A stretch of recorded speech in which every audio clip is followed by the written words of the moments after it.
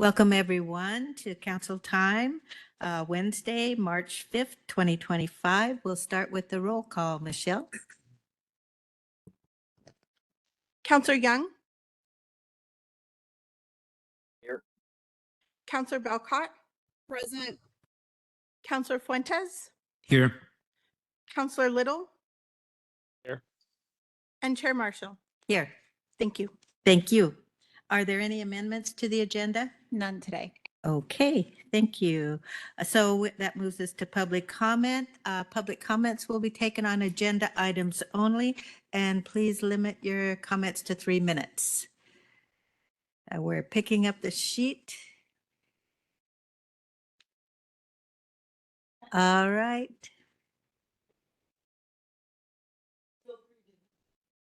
Okay. Whenever you're ready, Michelle. Mark Bolt, Mark, please come forward. Thank you. Very much. Counselors, for the record. Oh, is that on? Okay. Thank you very much. For the record, I'm Mark Bolt. I come here because I've been following the bridge shelter and I want to call it the meth tax, but it's a 1% mental health, drug and alcohol tax. When I was in Olympia, before I was a county commissioner, I helped pass the legislation that let counties implement this tax. And when we did that, it was for operating. The legislation doesn't say it specifically, but that's what it was intended to. At that time, Clark County didn't have any money. Columbia River Mental Health didn't have any money. Lifeline didn't have any money. And it was really, we didn't have any money to operate what things we did. When I come to my first year as a county commissioner, in fact, that was when meth was at an all-time high, and Betty Sue, that was the chair, told me to do something about it. And when Betty Sue said something, you did it. So anyway, so that's what I did. And Steve Thompson and myself, and we went around to all the cities, and we went around to groups, and we said, we want to pass this tax, Council-matic, and it will be for essentially operating because we couldn't afford it. And it was for operating because of accountability. Really, the only way you can put people's feet to the fire is a year by year thing. And that's why, you have your, the 1% tax committee that votes on that, and they go through all of that.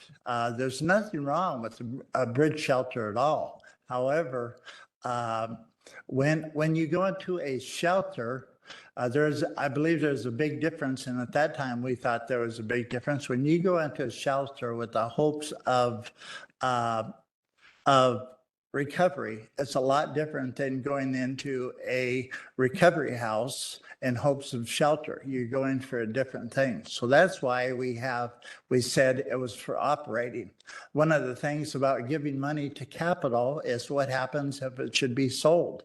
What do you do then? And there's just so many things with that. So I know it's a tough decision. But once the bridge shelter is up and done, I believe there's a lot of areas that you can use this shelter for. Use this money for operating, which will make that shelter in its best use. So with that, thank you very much. Have a good day. God bless. Thank you, Mark, and really thank you, wholehearted thanks for setting this up in the first place. Thank you very much. And your leadership. Thank you. Anyone else? Tiffany Dillard,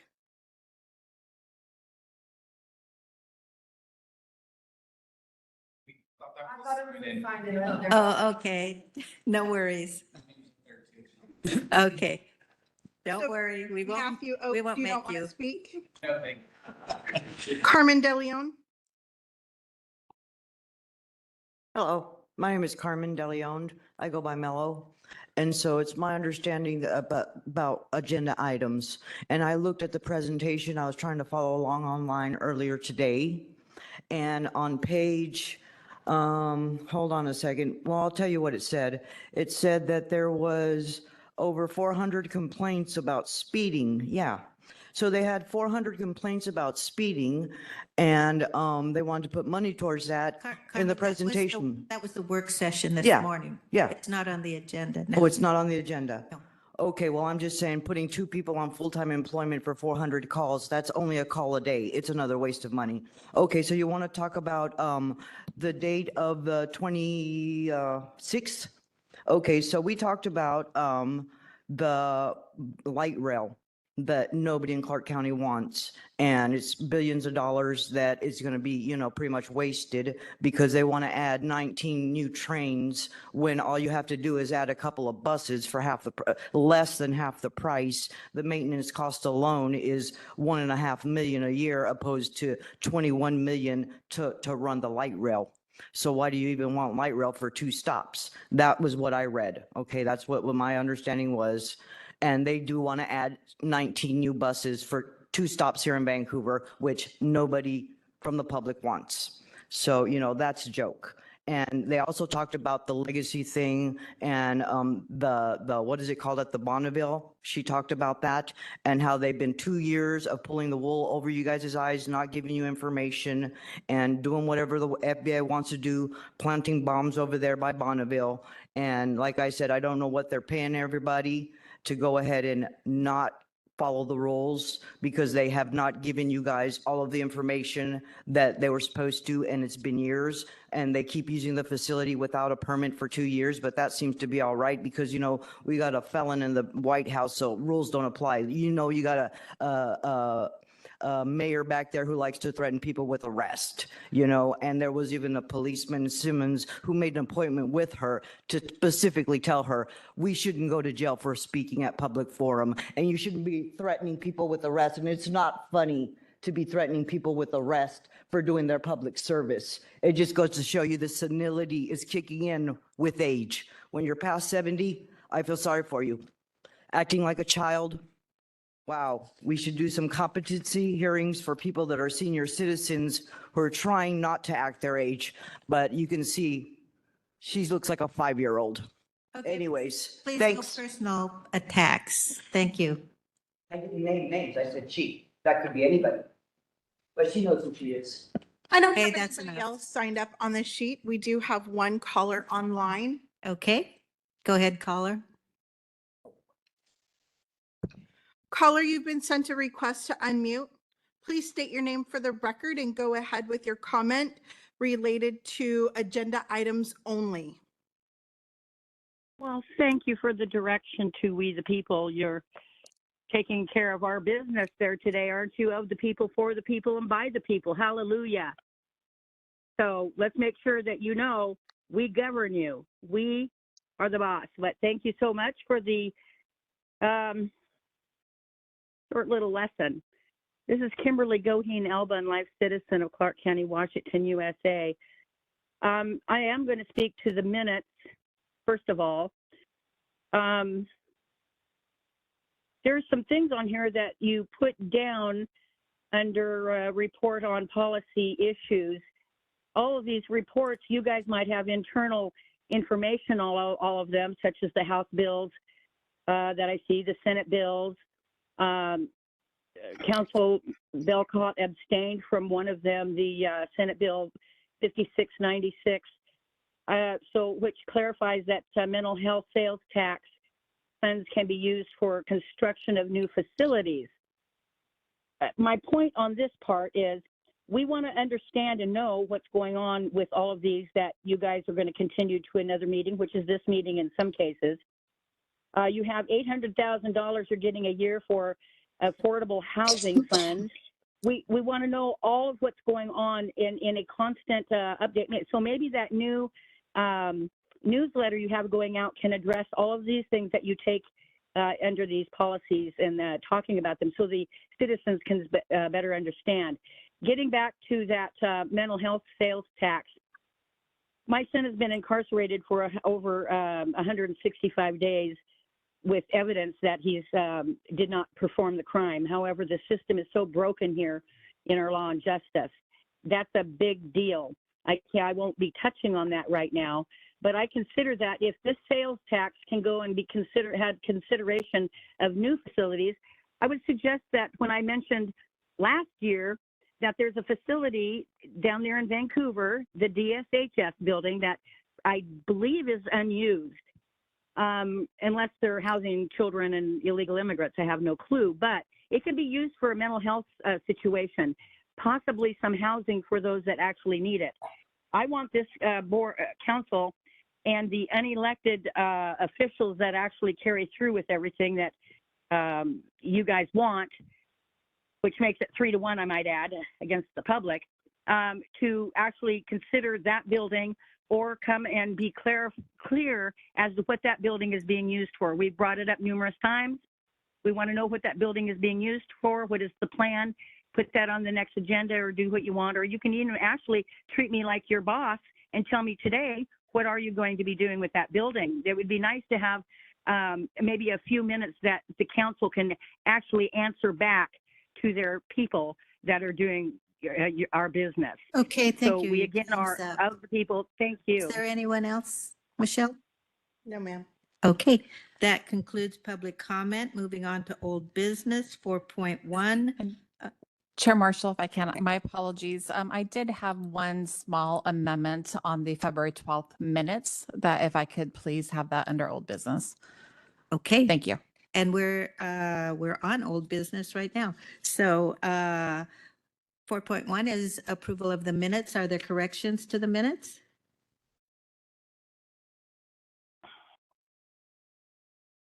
Okay, I'll entertain a motion to approve the minutes of February 26th.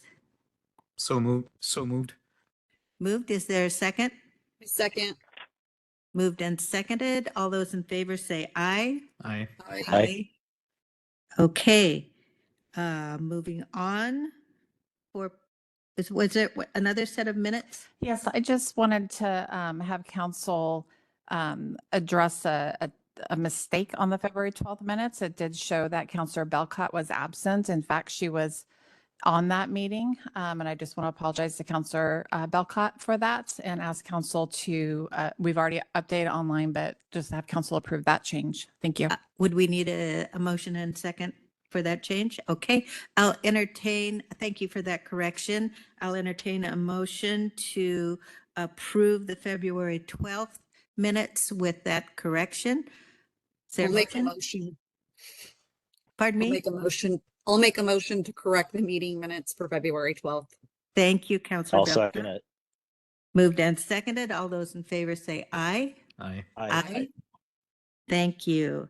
Okay, moving on, 4.2, bridge shelter update.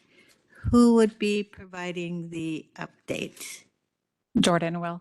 Jordan, okay. Thank you, Jordan. Me, Chair. Good afternoon, Council. For the record, Jordan Bogey, Policy Analyst, coming back here to provide an update to the conversation a couple weeks ago regarding the City of Vancouver's request for support in their bridge shelter project and some of the funding sources and options the county might be able to access to support operations, construction, and service delivery at the bridge shelter. So next slide, please.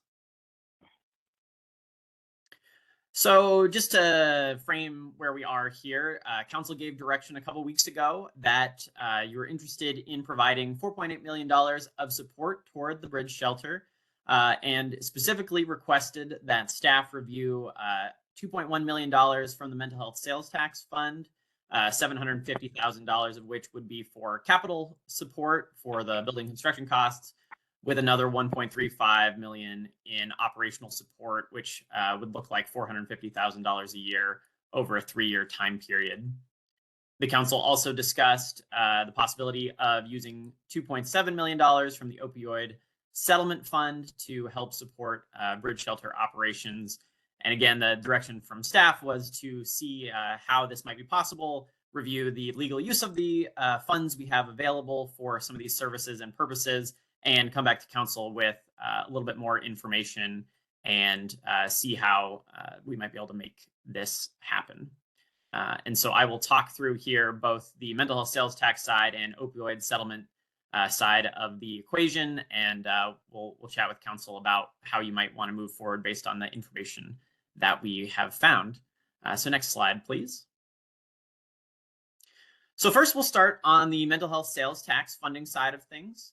And so operating support, based on the RCW around the mental health sales tax fund, as former Commissioner Bolt had talked about a little bit, operating support for service delivery is a key function and use of the mental health sales tax.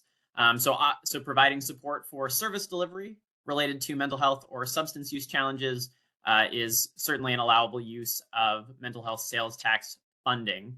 Had a conversation with some of our staff, and their feeling was that the cleanest way for the county to be able to support service delivery at the Bridge Shelter would be to have the county contract directly with Columbia River Mental Health as a treatment provider. However, had a couple of conversations with my counterpart over at the city, Aaron Landy, last night, and it sounds like Vancouver is using their opioid settlement dollars that they have to do the mobile opioid treatment program. And so I think the question then becomes for us, as we look to see how the county might be able to support what services are being provided at the Bridge Shelter. And we would need to work a little bit more closely with the city to understand those direct services, and then think about basically how we would track outcomes related to the delivery of those services, and just make sure that they're allowable uses of the fund. But assuming that those things are in place, the city or the county would be able to support the city's Bridge Shelter project with mental health sales tax dollars. The capital is another story. And so we did work with the PA's office to review allowable uses of mental health sales tax dollars related to capital construction.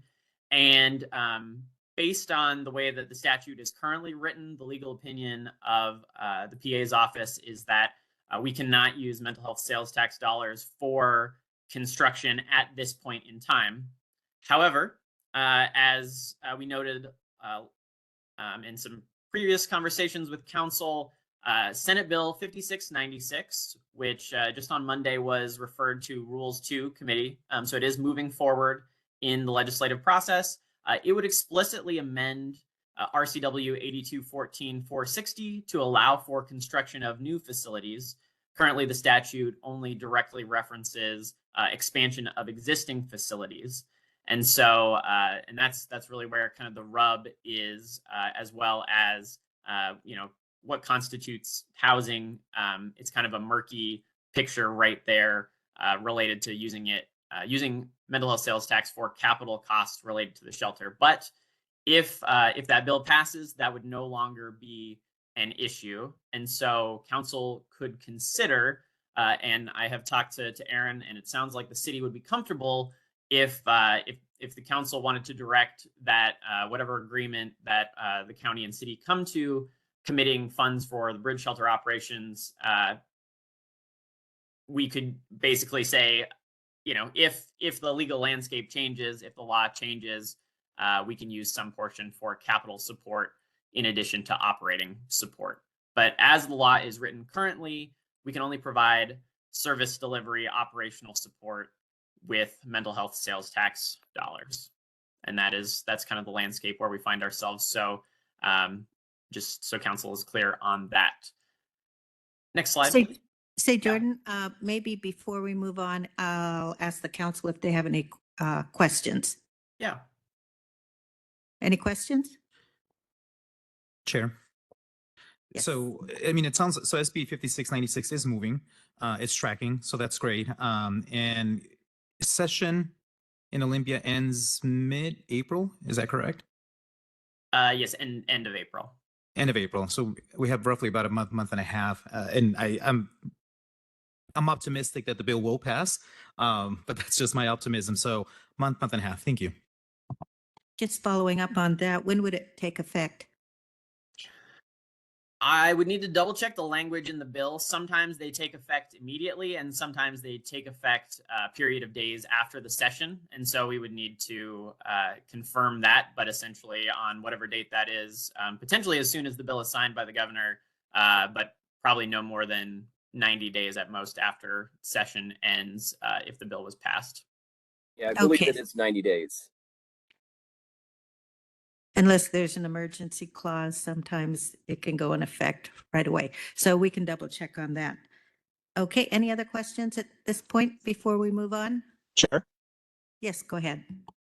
Thanks, Jordan. Are we able to get a second opinion from MRSC? We certainly could reach out to MRSC to chat with them, and if council wants to provide direction to that effect, I'd be happy to reach out. I have had conversations with the state auditor's office, and their take was basically that this is a gray area, and they haven't seen specifically mental health sales tax funds used in this way for a kind of shelter project in this way. We have funded other housing capital that is where housing is a key part of the service delivery. So we're talking about like permanent supportive housing style of projects. So there's a little bit of a difference and a little bit of a gray area, but if council would like to have us follow up with a conversation with MRSC, I think that's certainly something we could do. I think that would I be think- helpful, especially if we might have a delay here while we wait for this legislation to possibly pass. I think Chris Cook would like to weigh in, and then Councillor Belkott, I'll get to you. Thank you, Chair Marshall. Chris Cook, Chief Civil Deputy Prosecuting Attorney. The position of the Prosecuting Attorney's Office, which is the attorney for the county, for the council, is that it is not clearly permitted by this statute to undertake funding through mental health sales tax revenue for construction of a new building. I am aware that Mark Gasaway has reached out to MRSC to ask precisely that, and have seen the response from MRSC, which basically says, oh, ask your prosecuting attorney office. So we have been asked, we have come to a conclusion on it. And right now the conclusion is if that legislation is adopted, then that would clearly authorize it. Okay, thank you. Councillor Belkott. You're on mute. I don't know if it's in the following slides, Jordan, but something that Counselor Young brought up the last time we discussed this, that there had been some funding that was dedicated to a new construction project of some sort. And was that looked into? Yes, so we did have a review of that, and as I mentioned, I think the previous projects where capital has been approved were permanent supportive housing related projects, where housing is a key component of the service delivery. So housing is part of a wraparound we're providing mental health substance use treatment services in a permanent supportive housing environment, and so because of that nexus between housing, which is explicitly allowed, and the fact that it's a component of service delivery, that is why in the past we have done those kinds of projects. The bridge shelter is, as I understand from our legal folks, the opinion we've gotten is that it's a different kind of facility. They are providing services. The connection between mental health treatment delivery and substance use treatment delivery in the shelter is going to look different, and the shelter itself is not a component of that service delivery, since the services are going to be provided by an external source, the mobile treatment, Columbia River Mental Health That seems Unit. murky to me. Just If I could please, Chair, this is Amanda Michael Brigg, Deputy Prosecuting Attorney. Yes, yes. please Jordan go only ahead. touched on a part of the analysis in regards to this situation. So the building that was brought up is referred to as Lincoln 2. It was a separate building that is attached to Lincoln 1. So it's like they built a separate tower for Lincoln 2. So, but it is attached to Lincoln 1. And as Jordan pointed out, the purpose of the facility is to provide housing for those individuals who have mental health diagnoses and receive mental health treatment. So there is a difference between this. That is the difference that we have noted for this type of project versus that other project, which is a permanent housing situation for those who have the diagnosis and are receiving the treatment. So I don't know if that clarifies anything for you, Councilor Belcott, but it's not just the one issue. There's a couple of other things under that lead us to a different conclusion. thank you, Amanda. Okay, any more questions at this moment or Yes, Chair. otherwise we'll, oh, yep, go ahead. Just like to make a couple comments. So Lincoln Place 2, there is no requirement for people that are living there to receive any mental health treatment at all. It's no different than what the bridge shelter will be. In fact, actually, the bridge shelter will actually have on-site services there that are permanently there. Whereas Lincoln Place, it comes from outside. You know, I'm really frustrated by this conversation because it feels like things are being stretched in a way to be able to say no when, you know, it's Okay, the I would direction just of the advise you council. not to ascribe motives, please. Thank you. It's been the directive of the council that we do want to support this project. And so when there's a gray area, there should be the stretch to make it work. Okay, are we ready to move? Oh, Chris, would you like to add anything? Okay, we'll move on. Go ahead, Jordan. All right. So that was the mental health sales tax side of the funding equation for supporting the bridge shelter. The other source of funds that the council identified as a choice to support the bridge shelter were opioid settlement funds. And so these funds are managed by Carillon via the Opioid Abatement Council. As you know, it is possible for the city to withdraw from the Carillon contract, essentially sort of functionally dismantling the system that the county has designed and contracted with Carillon to administer these funds. But that, as far as my conversations with with staff have gone related to this, doing that and dismantling the contract with Carillon would be expensive. It would be quite time consuming. We would need to find staff capacity in the Department of Community Services to be able to manage these contracts, which part of the reason why the county went with Carillon as the managing entity for this in the first place was a lack of county capacity to manage these funds. And so it's not clear that that we would be able to set up our own in-house opioid abatement council and disperse these funds ourselves without kind of really blowing up the entirety of the current process that's been designed.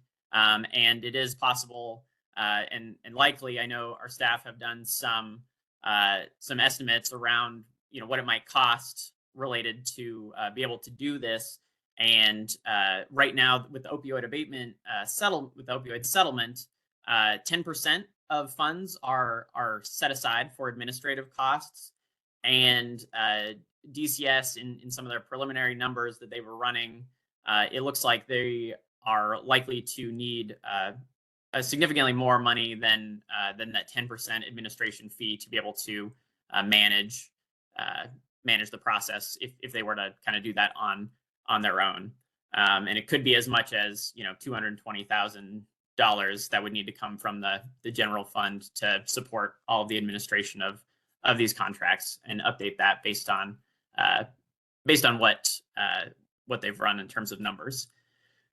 Now, the current Opioid Abatement Council process does have an RFP that is currently open. It closes March 21st, but the recommendation that I've heard from staff, rather than sort of dismantling the current Opioid Abatement Council process, is that the City of Vancouver could go through the current RFP process that is open right now. We could have very clear council support, as you have offered your direction to want to support this project. We could definitely write a letter in support, direct the councilors on the Opioid Abatement Council to help support this process. But that's another option where Vancouver could go through, and in that process, that would also be an opportunity for level of service and what services are being funded and to what extent, and allowable uses of opioid settlement dollars and all that good stuff to be figured out through the RFP and contracting process. And so that's the recommendation that I've gotten from staff on that side. And in both cases, with both the mental health sales tax and the opioid settlement funding, we'll need to work closely with Vancouver to figure out exactly what services are being funded, and making sure that we're tracking those outcomes and things like that as well would have to be a key piece of any of this. Does that conclude your presentation? And that almost concludes my presentation. Okay. So as you've seen, there is a little bit of there's some gray area in this. There is some messiness in this. These are funds that are dedicated streams for particular purposes, and so it's hard to dedicate them, when you don't know necessarily the specific services that are being provided, and you don't know every single piece of the detail, and so that creates some challenges, as we've seen. It's been an ongoing conversation. However, I just did also want to bring another option for council's consideration in terms of funding the bridge shelter and other affordable housing projects in the county potentially. And thanks to Lon, I know he and Kathleen had a conversation the other week, and Lon brought this up, and so this is something we started looking into a little bit more seriously. RCW 82-14-530 authorizes a sales and use tax of up to 0.1%, and it is available to support the construction and acquisition of affordable housing, which explicitly in the RCW includes emergency, transitional, and supportive housing, as well as new units within existing structures, providing housing-related services or acquiring land for those purposes. It also allows for constructing or acquiring behavioral health facilities and land, as well as funding the operations and maintenance cost for new affordable housing and facilities where housing-related programs are provided, and new construction of evaluation and treatment centers. And so 60% of the funds collected under this sales and use tax would have to be used for those purposes of construction, acquisition, funding operations and maintenance of new units. The remainder of which must be used for the operation, delivery, or evaluation of behavioral health treatment programs and services or housing-related services. This is a tax that can be imposed one of two ways: either councilmanically, so council could do this on their own, or it could be brought to the citizens of Clark County for a vote. And the tax, I worked with Mark just to kind of ask what's a ballpark of what we might be able to expect for collecting this tax in the county. It would collect approximately $6.5 to $7 million, we project. And so that could be used to support bridge shelter operations, other affordable housing programs, and construction and acquisition across the county. And so just want to throw that in there. I know we wanted another wrinkle in this conversation, but this would be a flexible funding option that would pretty explicitly be allowed for bridge shelter operations and other affordable housing programs. And so I will pause there. And that does conclude my presentation for anything else that council wants to share. I do just have the RCW 82-14-460, which is mental health, just as a backup in case folks had wanted to look at it. Okay, thank you, Jordan. Just related to that tax, I'm kind of surprised. Well, and thank you to Lon for raising this to our attention, but I'm surprised that we weren't aware of this already, because I know Counselor Young has been asking about other sources of funding throughout the last couple of years. So good to know now.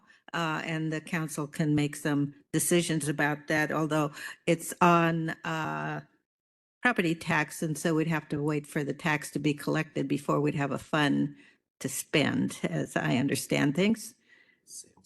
Oh, sales tax, sorry. But it would take time for it to accumulate. Okay, any questions from council? Chair, I don't want to sound ignorant, but councilmanically, it's the first time I've ever heard that word. What does that mean? That means this council can decide without taking it to the voters. Thank you. It's a good word. It's an interesting word. But that option, it's an interesting option as well. And so what I'm understanding is that if we were to go that direction, whether it goes via voter approval or councilmanically, we could collect between $6.5 and $7 million annually. 60% of that would be funds that can be utilized for capital construction. Is that correct? Yes, that is correct. Okay. And we'd have to wait to collect the taxes to be able to utilize it. There's no. Yeah, and there's just a 2 or 3 month lag from when sales tax goes to the state and then they send it to the council, or to the county. Thank you. Does the state take a share of that, or is it all ours? Just curious. I think it's a share, but I'll have to. Okay, we'll have just to confirm. curious. As long Yeah, as we I have mean, the total. it would be a local sales tax, but it would be my understanding of the mechanism of the tax is that for cities that have already taken this tax, which Vancouver is one, they would get 100% of this particular tax in their jurisdiction. So I know Vancouver is already taking this sales and use tax, and so for instance, the mental health sales tax is collected. It's a 0.1% sales tax, but it collects considerably more annually because the disbursement mechanism is different, and so this would be a little bit less than that. Chair? Yes, go ahead. Yeah, thank you. I do have a proposal here for both funds, but I want to hear from the rest of the council first. I also think we should not think about using this tax. I think the voters are going to have enough taxes to consider just trying to fund the jail, which is absolutely essential. So we don't want to add another burden, and it's a small pot of money compared to what we want to give out. So I will let council ask any other questions, and then I have a proposal. Okay, anyone have any questions or suggestions? Chair. Yes, go ahead. I'm trying to understand with the opioid dollars. I'm trying to understand, from my understanding, that, I mean, the funds can be dispersed fairly simply.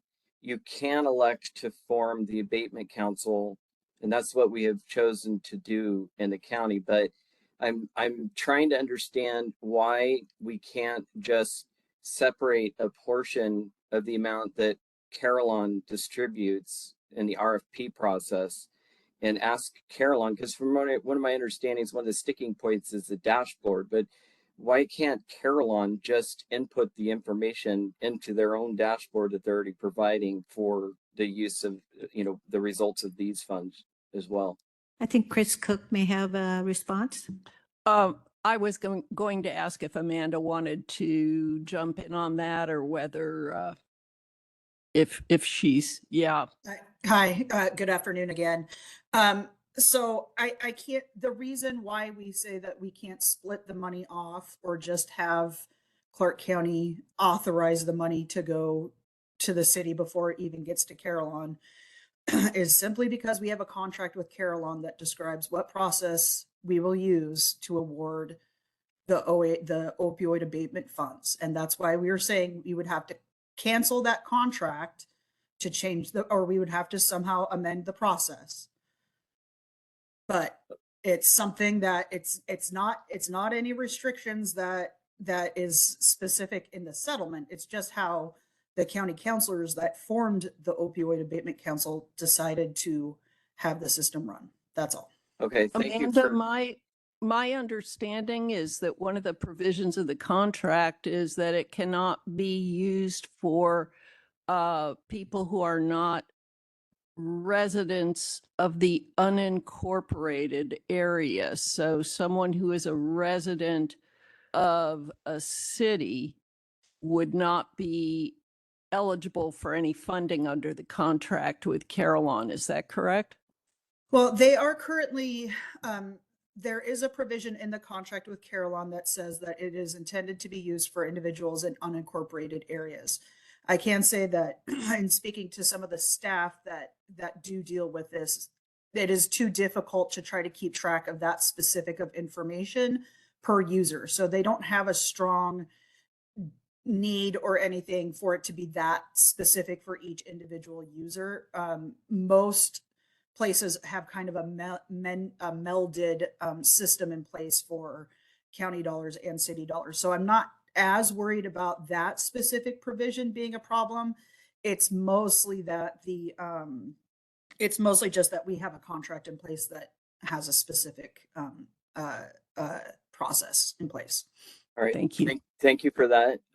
What I would say is Carillon is a great community partner. I suggest we go and talk to them about amending the contract. I can't imagine them not being amenable to that. I'm sure they're well aware of this project, and it's going to fill a massive void and need in our community. So that would be my suggestion, is to work with them to amend the contract. Just a clarification on that. The dollars that we identified that the opioid settlement money could fund would be for the treatment component of it. Is that That is am I correct. remembering that right? Yeah, it's not for capital.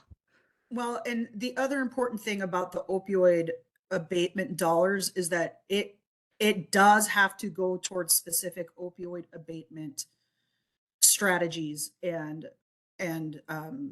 efforts. That part is it has to be tied to, that is the whole point of having opioid abatement funds, is that it goes towards alleviating the outcome of the opioid crisis. And so that connection will need to be some sort of connection with those dollars. Right. And we have an open application process right now that the city could apply for. You know, one thing that's been lacking in this whole process is really a line item budget. We've not seen a line item budget for what exact services are going to be provided. It would be required, I think, to be competitive with the opioid abatement funds. But it seems to me that the capital, finding some money for the capital, is the critical component that seems to me, in all that I've heard, we're struggling to figure that out, but there could be opportunities in the future, either with the sales tax or with this clarifying language that comes forward with the legislature. But again, those will take some time if we're going to select that. But it seems to me that that an application would be a reasonable thing. I think with Carillon, that's been, I think that's been a very positive thing, our arrangement with them. I believe Clark County was the first to get some of that settlement money out in the community with our grants. So I would hate to do anything that would postpone that money getting into the community to serve those populations. Other comments from council? Yeah, Chair. Yes. I'd just like to give a little bit of a history and background. You know, this is a project that accomplishes so many needs that I've learned about over in the past like 5 years. You know, I met Jamie Spinelli probably 5 or 6 years ago, before I was on the county council, before Jamie worked for the city. And I have the utmost respect for her. She was defending neighborhoods that were being harmed by an attempt to help with the homeless situation. It was the Navigation Center in the city of Vancouver. And I watched somebody that cared about the community and cared about the individuals that are suffering from homelessness. And that's what this entire project is about. It is balancing the needs of the community and the needs of those individuals that are homeless, and they both substantially benefit from this project. People being able to have a safe place to rest, to sleep, to store their items. If they don't have that, their mental health will severely suffer from it. There's no question. I mean, if we think about our own selves, I believe all of us here are fortunate enough to be housed at the moment, but I can't even imagine, when you talk about drug addiction, substance abuse, try kicking a habit like that when you don't have shelter. It's hard enough for me to kick a small habit or try to go on a diet when I'm at home and I have that shelter over my head. This is such a critical component of helping people to get better. And I encourage everybody to watch the report to the city of Vancouver about results of the safe stays. And, they're seeing really cool things happening, like Outsiders Inn, for example, which is one of our local providers that helps with homeless services. And they've had a large amount of the people working for Outsiders Inn now are graduates from the Safe Stay villages. So emergency calls are reducing. You talk about indirect expenses of the homelessness issue. It is massive, massive. And we don't generally track it. We don't generally understand what percentage of fire and emergency calls are related to homelessness, what percentage of police, calls are homeless related, how much are the expenses in our healthcare system because people are calling 911 instead of going to the doctor. This will provide a place where people can stabilize their lives. Those services will start to go down. It ultimately will pay for itself and then dividends, in the sense that people will not continue to be damaged while they're living outside. You experience cortisol in your brain consistently for years while you're outside. That damages your brain. So I cannot say enough how critical this plan is for the community. We all want everybody to be in permanent housing. There's no question about that. Permanent housing in a good environment is the best place you can be. But in the meantime, while we're trying to create that housing, this is an opportunity to get 150 people into a safe environment. So I cannot say enough about how important this is for the community. I think we have the funding available. I think we have ways that we can make it work. If we need to designate the funding for operations rather than capital, then let's do it. If we got to talk to Carillon about amending our contract, let's do it. Let's get this done. The community needs this project. Okay, thank you for your heartfelt comments, Councillor Young. I don't believe there's anyone on this council that does not agree with you and understand the severe need there is in the community, or that doesn't think that this is a great project. The difficulty has been in figuring out what sources of funding we have to apply to this. And maybe this is a good segue for Councillor Little to provide his suggestion. Okay, thank you. Just an idea here, but in the spirit of what was just said of trying to make this work out, I would say for the mental health sales tax proposal that we stay the course on our request while we wait for legislation. But in the meantime, that we ask for the city if it would be okay to change their proposal so that the full amount of ask them if it would be okay if the full amount of what we wanted to provide into the mental health sales tax fund could be provided 100% for operations. And then on the opioid fund request, if it is impossible for us to do this without breaking the contract and delaying this, then I would suggest that we support a request from the city for that exact amount that we made a motion for last time and support their request through the normal process.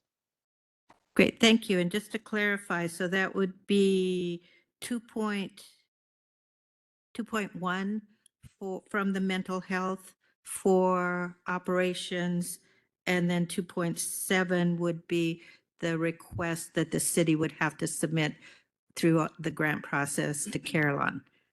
I got that right? Correct. And we'd just be asking if that would be okay, if they can change their budget estimates to fit that. Yeah, and I think that the hope is if we can offset the operation, maybe that makes it easier to get, the dollars for the capital. I don't know, does anyone from the city want to come forward and comment on that? I think you may have hit on the sweet spot here.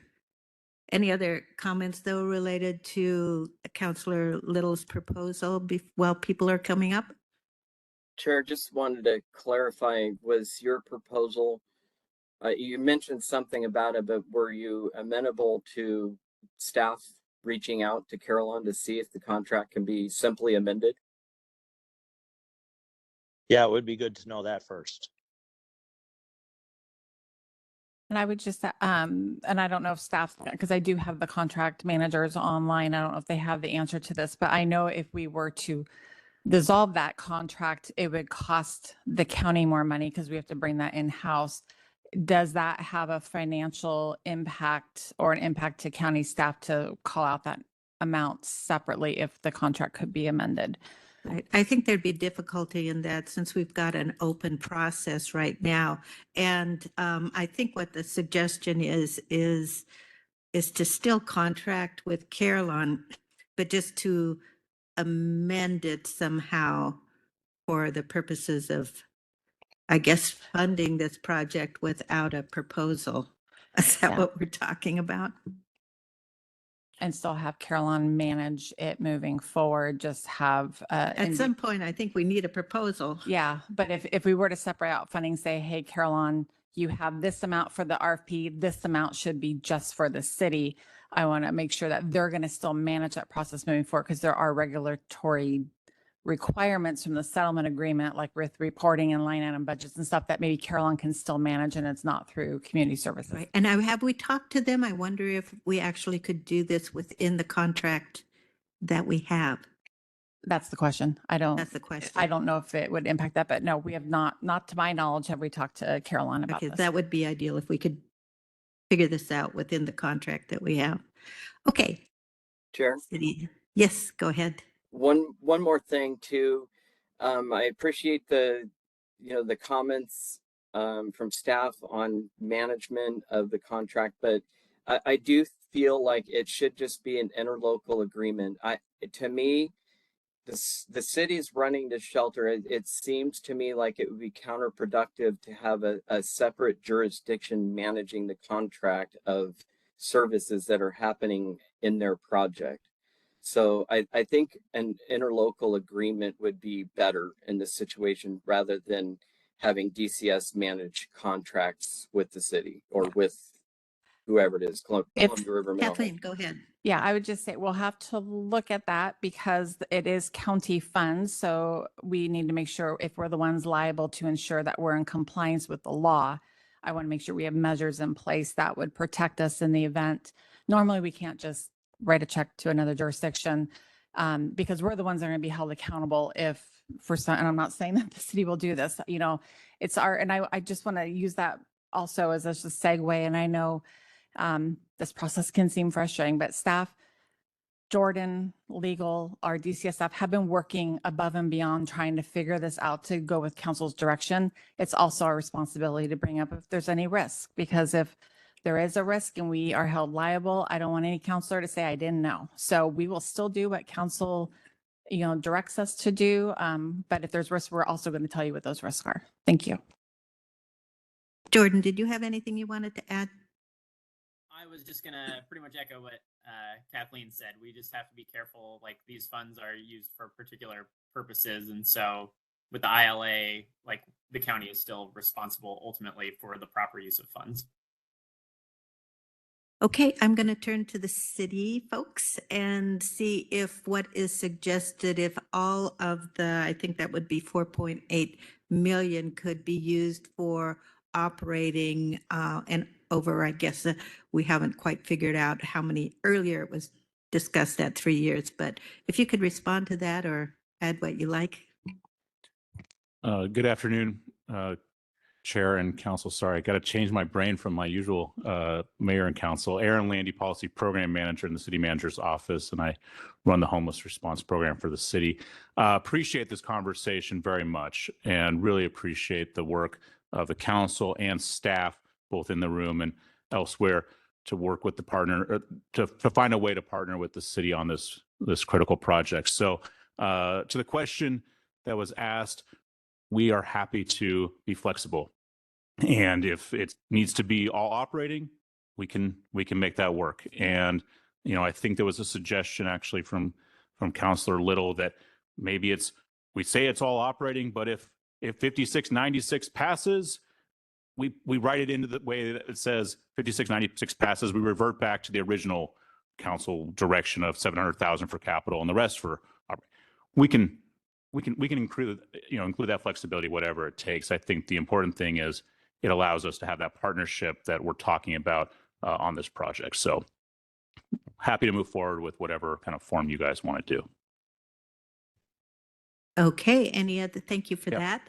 Any other comments from councilors? Chair, I have a comment. Yes, please. I know we kind of reversed course a little bit here when we were talking about the Carillon contract, but from a contracting perspective, I'm glad that we were not talking about terminating that contract because that could result in a claim with Carillon, which that's a problem. That could be a lawsuit. The other thing is if we want to do a contract modification with Carillon, you have to look at the terms and conditions of their current contract. And if they can even do that additional work, if they have the capability and staff in order to do that additional work, it's not just as easy as doing a contract modification and bam, snapping your fingers and voila, it happens. So that would have to be a contracting conversation for sure. So that's all I have. Okay, so what I think we're looking at, if I can try to summarize this, is the 2.1 from the mental health sales tax, 2.7 from the opioid settlement, and it may not be 100% clear at the moment if you go through the grant process or if there's a way to amend or work within the existing contract with Carillon. I would be very much opposed to upsetting anything related to the grant process that's underway with Carillon or changing that arrangement with Carillon. But we can look into that. And so we're still looking at 4.8. Could be all operational. We'll wait and see what shakes out. For our council, I would like us to look so let me just make sure if I've got a nod on that part of things. Is that our direction? Chair. Yes. Really quick correction for the record. The opiate settlement funding, I believe the original requested amount was 2.75 million. Is that correct? And because I've heard you say a few times 2.7. 2.7 from Carillon and 2.1 from mental health sales tax for a total of 4.8. That's what I've got. So I have 2.75 million for opiate for a total of 4.85. Oh, okay. I think that's correct. I think you're correct. Thank you for that. And Chair, Yes, please. may I add that in this proposed motion or suggestion is that in the opioid fund, it would still be 100% capital costs. There's no capital. Is that for certain on the opioid settlement funds?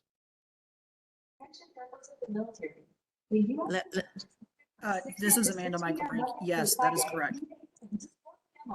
Yeah, so Okay. we're looking at this point as all operational, but depending on the state legislature and this council related to sales tax, there could be some other sources in the future.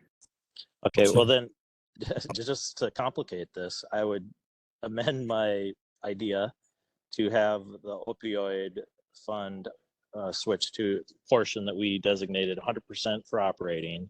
And then if the legislation passes, that we move the mental health sales tax portion that we authorized to 100% capital. And if it doesn't pass, then we move it back to operating. Does that confuse everyone? Well, it's a sufficiently? little confusing and based on things that we don't know are going to happen for sure. What we do know is going to happen for sure is we've got that 2.1 and that 2.75, and it could all be used for operational. And then if there is an opportunity to find some capital, it'll come back to this council to, and I think we can redesignate those things just as you suggest. And Chair, if I could ask a question too of council, understanding, you know, if that we'll follow up with Carolyn to see if we can amend a contract. I don't want to, in the event that there are other stipulations that would hurt this process, I don't want to lose sight of the open RFP process right now with a deadline of March 21st. So I just want to make sure the city knows that, as I don't know if that's something that you're amenable to actually submitting a proposal through that process so we don't miss it in the event something goes not the way council wants. Good suggestion. Okay, I think we have our direction figured out. It took quite a bit to get here, and we'll continue talking. Yes, thank you all. Look forward to the partnership and really appreciate the support. Thank you for your work. And the final staff reports will come back on a Tuesday meeting for your final approval once we get things solidified. Okay, and then that would be subject to open public comment if the public wanted to comment on this as we move forward. Okay, so let's take a deep breath and move on. 4.3 annual work plan and the 2025 comp plan update. Always light topic. So Oliver and Jose, thank you for being here, and we look forward to your presentation.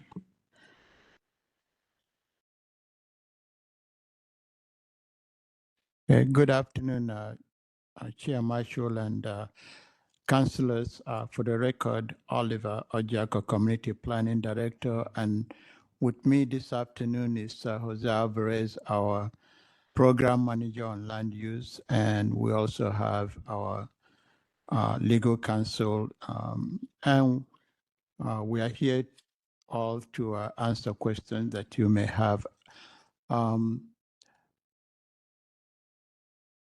Before I begin going through our work program and then providing update to the comp plan update, I don't know if our county manager wants to say anything. If not, I will move quickly to our work program. How about we do this discussion first in the event that it impacts your work program? Okay. Does that work? That's fine. Okay.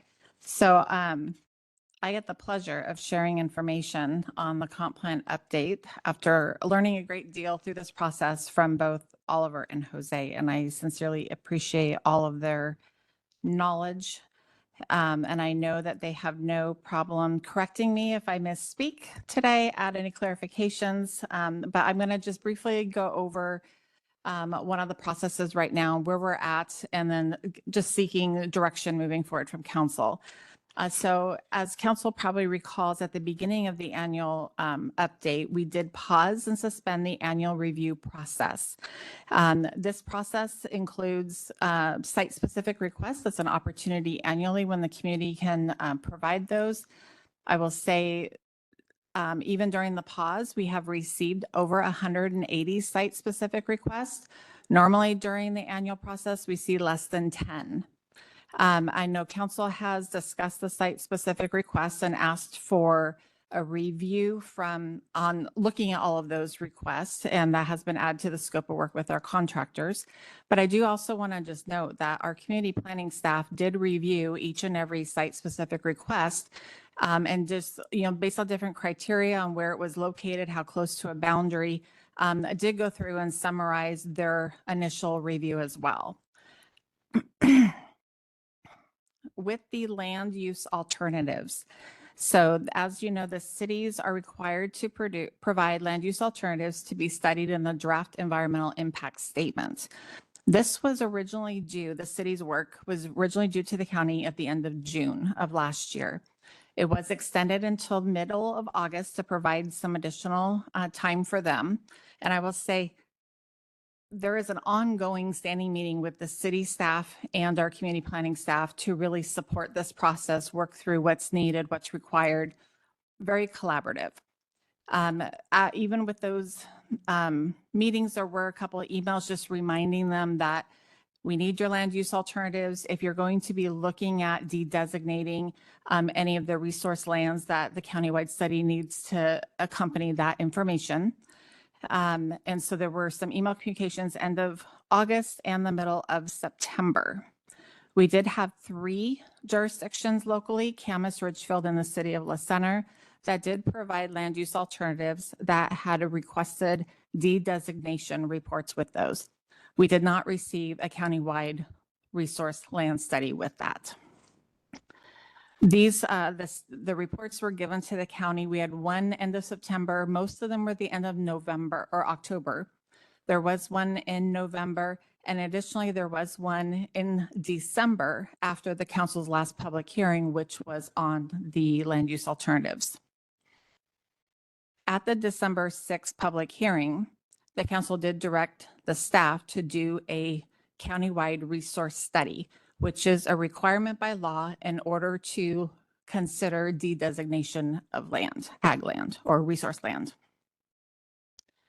That study and what is being looked at and the outcomes is identified in the Washington Administrative Code. So the law dictates that. We cannot change that.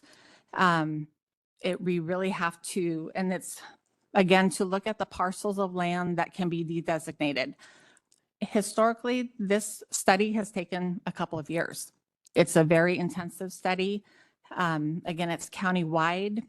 We're looking at doing this in a few months. And this can be appealed, which can lead to litigation throughout this comp plan update.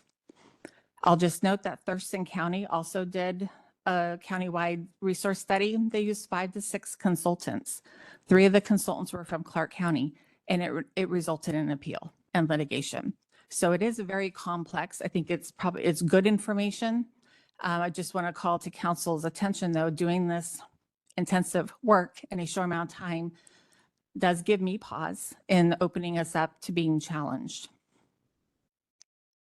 Based on discussions with council, both publicly and individually, there was a desire to have a study to help assist with long-term planning of land in the county, including transfer development rights.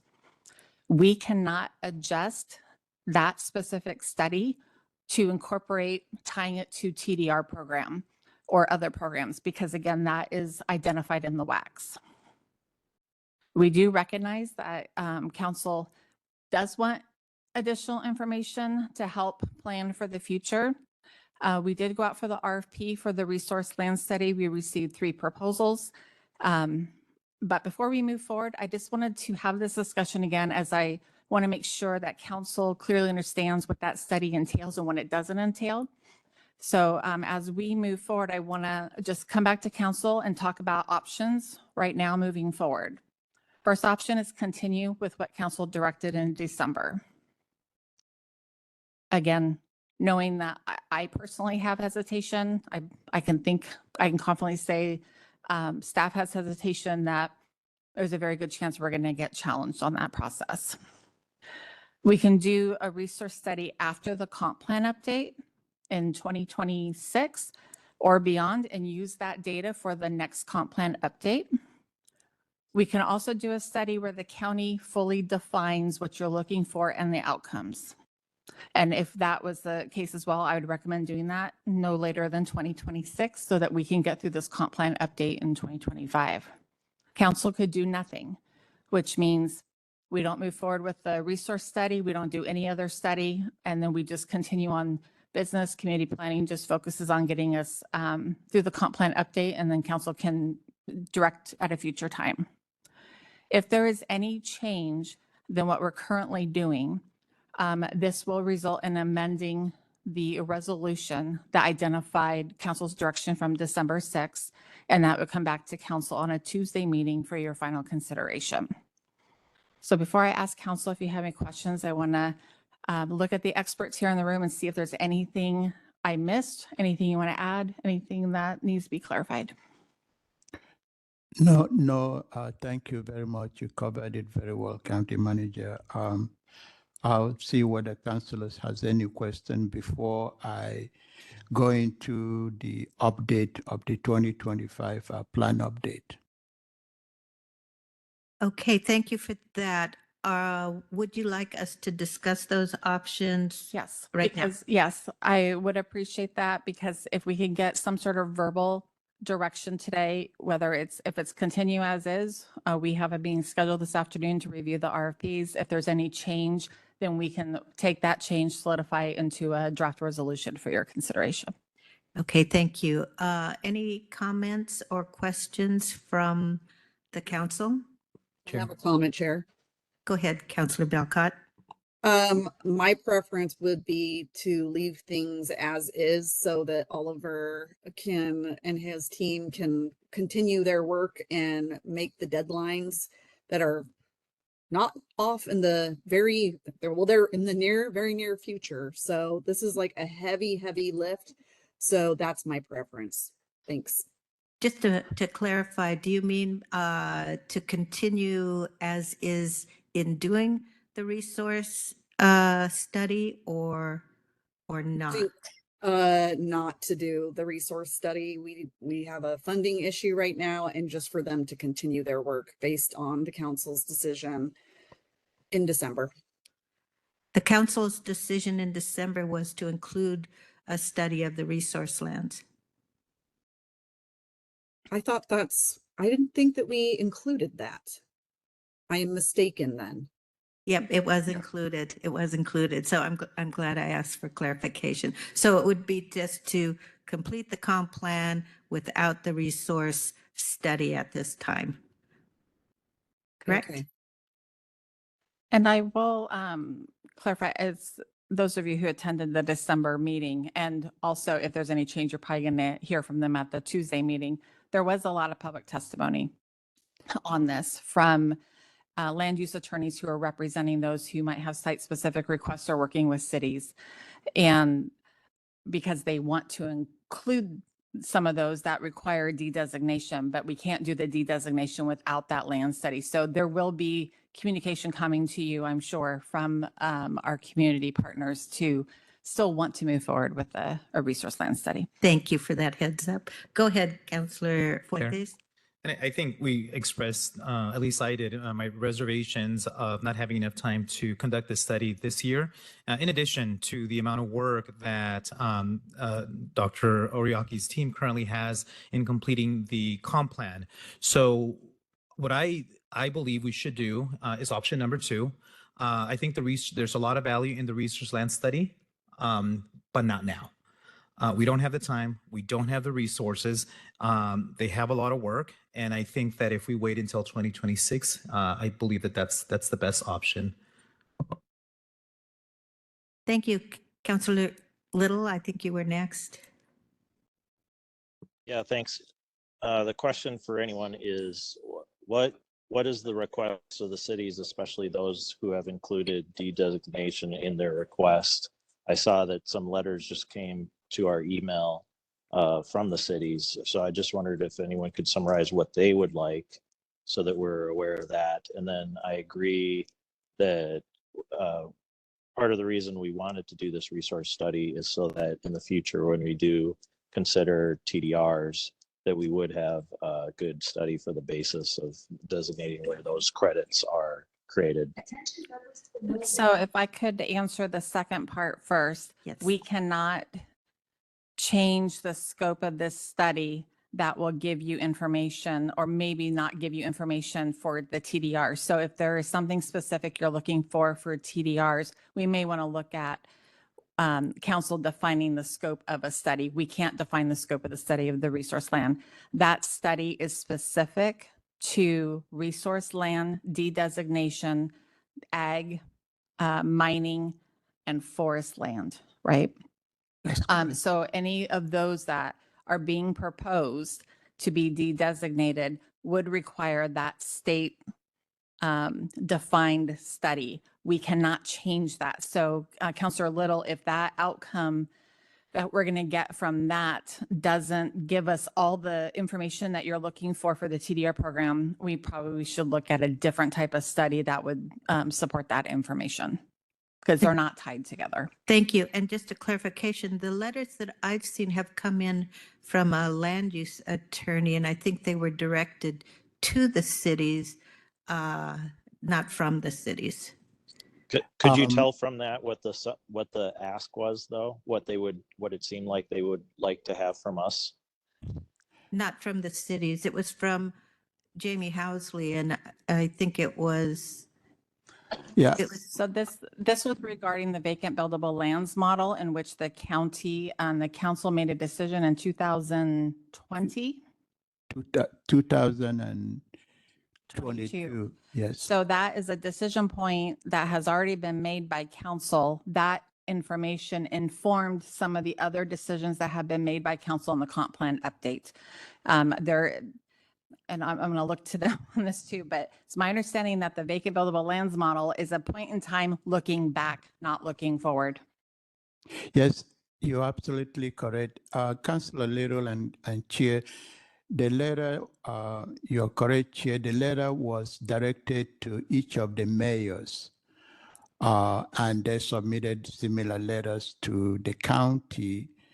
I have a copy of that. The letter was not stressing the alternative that the city submitted. It was raising another concern that the county did not, or the jurisdiction should use individual market factors when sizing the urban growth boundary, and it relates to the vacant buildable lands work that the county and the cities engaged in for almost more than 2 years before we submitted the report to the state.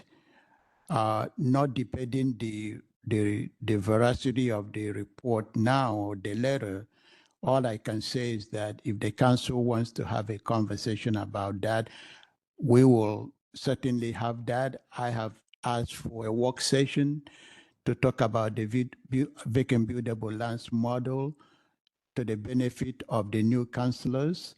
And during that, we can discuss that issue if the council so desired. The only other thing I will add, again, not debating the veracity of the letter, is that when we engaged in that vacant buildable lands work, which we hired a consultant, in this case, Eco Northwest, the group did discuss market factor and made a recommendation, which the council adopted at the time, to limit market factor on residential land. They said 10% of vacant land would not convert. And then they also recommended that 30% of the underutilized land would not convert. So that's the market factor that was adopted. There were no market factor on employment land. And when we had a work session with council, we make that very clear. Here are the assumptions that have been used over time. Here's where we are. And at one point during one of the same periodic update, the council at the time did not apply market factor on employment land. So all this information have been out there. different jurisdictions do it differently, but here in Clark County, because the county uses the vacant buildable lands model countywide, it makes no sense to ask individual cities to come up with their own assumptions. So the letter, Councilor Little, the letter was not on the land use alternative that the city submitted. It was on a different issue, like trying to reopen conversation about the vacant buildable lands model. So read the letter. It's not about the alternative. It's on a different issue that they want to reopen. I don't know why they're writing it now. That's my Thank you opinion. so much. And You're welcome. Councillor Little, just so you know too, in the December 6th hearing is when the cities actually presented their land use alternatives, even though one of their alternatives what came to us after that meeting. 3 of the jurisdictions did submit those lands that they want to de-designate, which required this land study. I believe one of them had an alternative that didn't include any de-designation. And if council wants to move forward without doing the study, which is mandated in order to have that de-designation, we can continue to talk to the cities. I was like, please submit something that doesn't include any de-designation of resource land, because we can't do that to be in compliance. And we certainly, they know their cities, they know what their planning purposes are. We want to support that. But in the end, the council has the final decision and the county is the one held responsible if we're in compliance with that. Okay, thank you so much for the clarification. And just one more clarification, if I can remember what I wanted to clarify. It'll come back to me, but go ahead. Oh, Councillor Young. Yes, thank you. I was just going to say that, you know, we're not going to get what I thought we were going to get out of when we went for a resource study. I am interested in much more than just the information that's needed as to whether or not land can be de-designated as resource land. I want a full understanding of all the land in use and resource land included in our county so that we can make good, well-informed decisions about things like TDR and, you know, which areas of the county that we want to focus our efforts on preservation for resource land. Just a really comprehensive look at it. So I also think that we should probably look at not completing the resource study. You know, this process is messy, and I realize that this is going to probably cause a lot of issues for the city. So this would be my ask from staff, is that we send a very, very clear, concise email, you know, maybe with a link to our discussion now, to all of the cities that would be impacted by us not moving forward with the resource study, and ensure them that, you know, they are welcome to come and communicate with us before we make that decision this following Tuesday. I think this communication we have to make sure that communication is very clearly stated, because I want to be sure to understand the full impact on the cities of that decision. And I think that was it. So Councilor Chair Marshall, did you remember what you wanted to say? I did. Thank you for giving me a little time to remember that. I think that what the cities have submitted to us so far were their options that informed the scope of the draft EIS. The cities are, I know for a couple of them, working on their preferred alternatives. So we have not yet seen what their preferred alternative might be, and hopefully it'll be informed by the environmental impact statement. And also, as I've talked to some of the cities, they've included some of the site-specific requests that were adjacent, in part, I think, because that was an option for them to do. And I think they were casting their net a little more broadly than maybe they actually needed to. But when I think of, you know, the comp plan update is very complicated, but actually in some ways it's very simple. And how I look at it is that we have to accommodate growth, the population and the employment, jobs, lands, and we need to focus that growth in the cities, and where it's needed to bump out this way or that way to accommodate that population growth and the jobs. And then let's consider the cost of infrastructure as well. That's what we're doing. So I think that while I very much agree, a study of the resource lands, and I think it could be cast a little more broadly to include natural resources and our open space buffers between the cities, because I don't know that we have a specific or have ever had really a specific plan related to that. So I think there's a larger even scope of work that could be done in that kind of a study.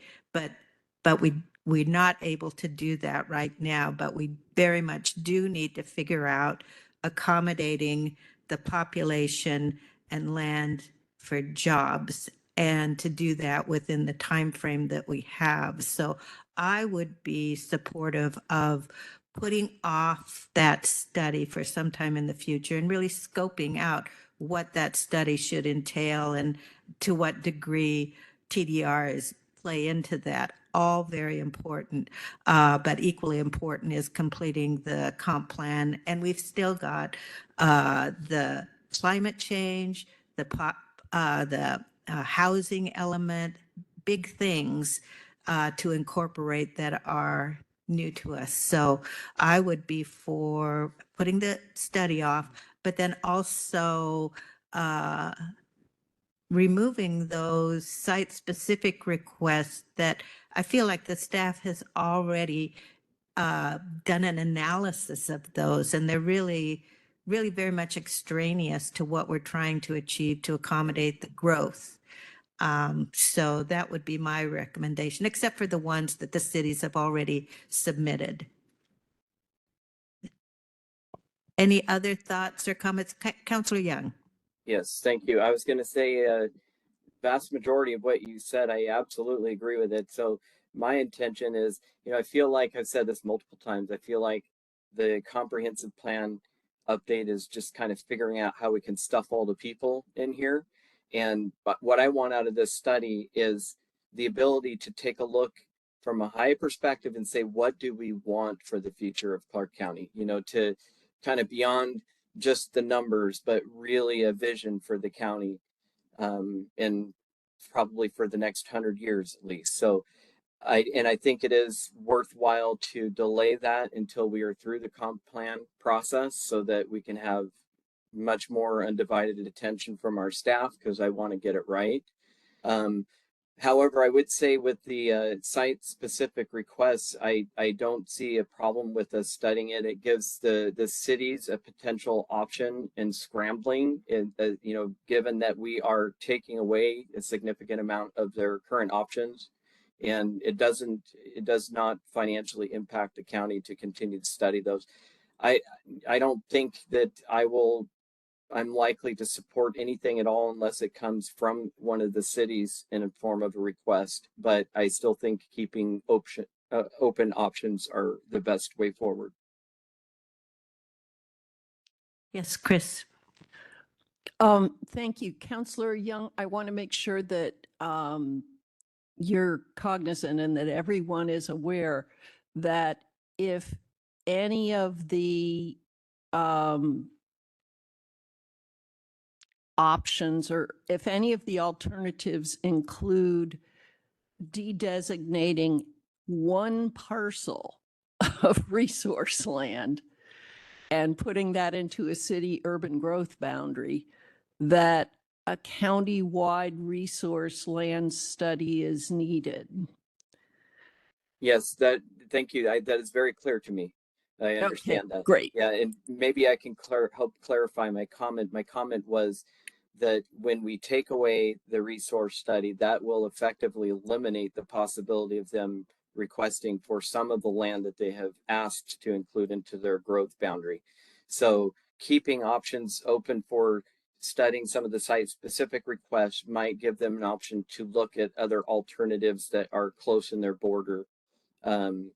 Yes, but yes, I completely understand that without a resource study, de-designation cannot take place. And that's, again, I want this message to be very clear to the cities so they can come to us on Tuesday and let us know what the impacts look like to them.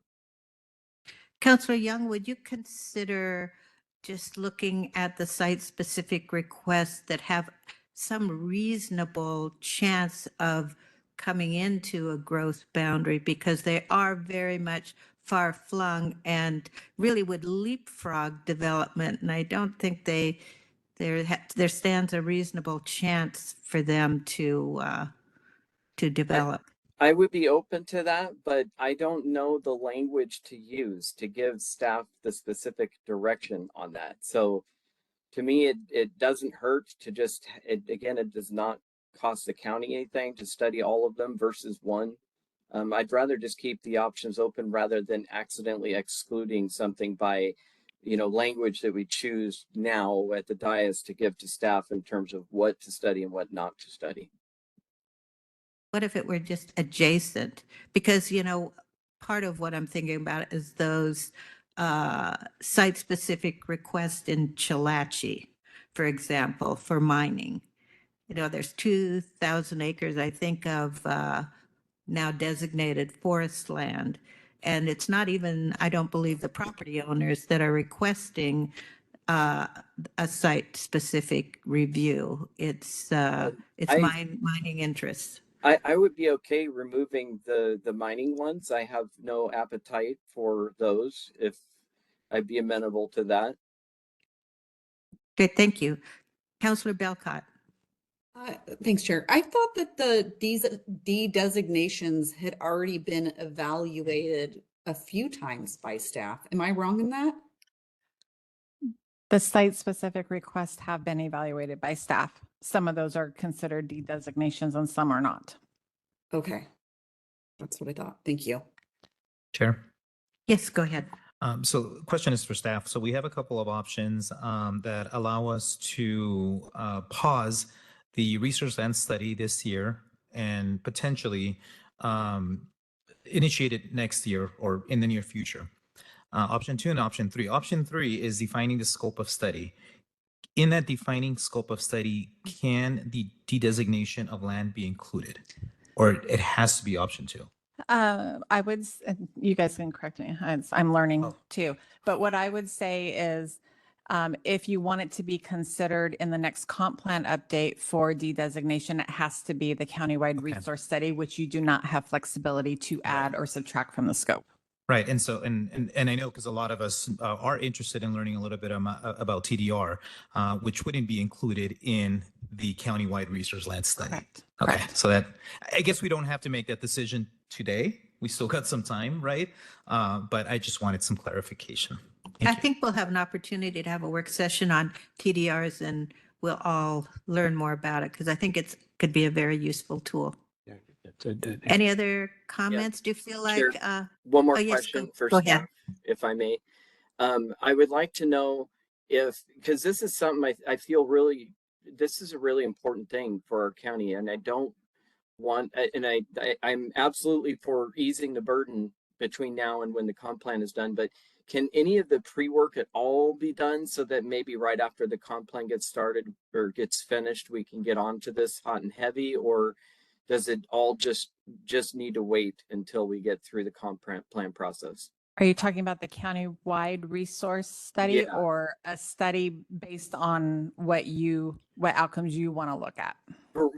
I think those, to me, I'm envisioning those two things the same. I'm not looking at it. Well, I'm not looking for, at this point, if we're not, I don't plan to move forward with the resource study. And so if a city down the road is going to decide that they want to go that route, I think they need to do the resource study themselves. But the study that I want with I think was option 3, I still do want to understand the resource lands in our county as a part of that study. but not for the purpose of de-designation. Okay. So that would probably be a study then outside of the official study that's identified by WACS. But yes, council can Correct. certainly have that discussion now and start developing that scope of work. We just would not put it out for an RFP and start that work until 2026. Okay, yeah, fair enough. That's what I was hoping for. Just, I don't want to completely stall it until 2026, but I also don't want it to be a time-consuming burden as well. Well, I do think that we'd be relying on staff to inform us as we scope out what that study might be. So I think we can go forward in a thoughtful manner. We don't necessarily need to be hot and heavy on this in 26, but we can figure it out this year. Go ahead.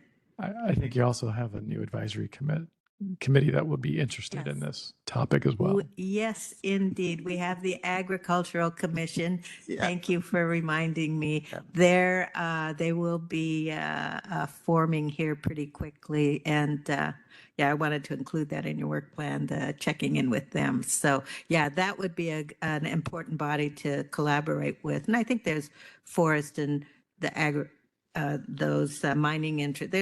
There's a whole scope of people to check in with. So if I can confirm council's direction, what I think I'm hearing is pause everything now. We'll continue to have the discussion throughout the year, and then any study would be in 2026. Okay, and then we will communicate also with the 3 consultants that reached out. I think, you know, it's setting them up for success as well, so that they're not trying to do 2 years worth of work in a couple months. And so I think we can have that discussion with them. That's a positive outcome. And I would take Councillor Young's direction of the letter. I would even go one step further and ask staff to actually talk to them first before we put it in writing, because we want to make sure that the communication doesn't come across, you know, like, this is what we're doing, this is your responsibility. Let's have the discussion of why we're doing it, and then we can solidify that in an email to them.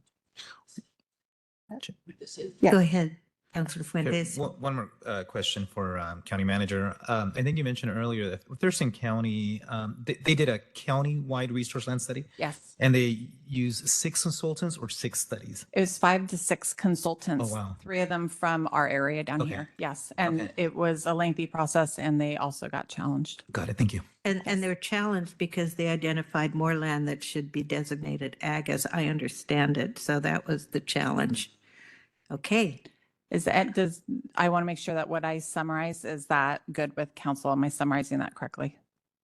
Yes, I believe so. Okay. And then with the addition of removing the mining site-specific. I think there were only 2 of us. Is there a third one for removing the mine? Third one. I think we have 4 that I can see. We Okay. can't see Councilor Little right now. I know he's getting ready to board an airplane, so. Okay, All right, thank you, council. thank you. I'm glad we got that sorted. On to your work plan. Thank you, councillors, and thank you, County Manager and Chris Cook. I can now go to our work program. I will still talk briefly about the comp plan update, but just in case you have questions, we have provided you with the accelerated schedule that we are on, because now we have no choice. Even though the legislature gave us additional 6 months, we are still required to complete on or before December 31st, 2025. So unless you have questions, I will share that with you if you have questions, so that I will keep on reminding you that we want to stay with that schedule. We have no choice. So let me go to our work program. The same as is what I will do. If you can go back up and go to our work program right here. If you can open it up.